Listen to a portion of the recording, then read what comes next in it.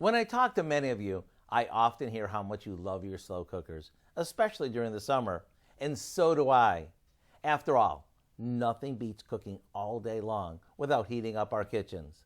So let me share a comforting dinner idea that you can make as soon as tonight. We begin by placing a 3 to 4 pound chuck roast in a slow cooker. Next, we combine some beef broth, soy sauce, and a few off-the-shelf spices. Now we pour this over the roast, and all that's left to do is cover it, set it to low, and let it do its thing. After it's fork tender, we take it out, place it on a board, and shred it with a couple of forks. Like this.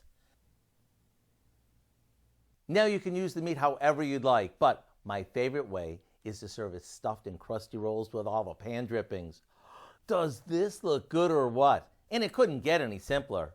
When you dunk this into the rich beef broth or spoon the broth over it, be ready for a flavor-packed bite that may get a bit messy, but all in a good way. To get the recipe for our slow cooker French dip sandwiches, all you need to do is visit our website. I'm Howard in the Mr. Food Test Kitchen, where today we found a tasty slow cooked way for you to say, ooh, it's so good.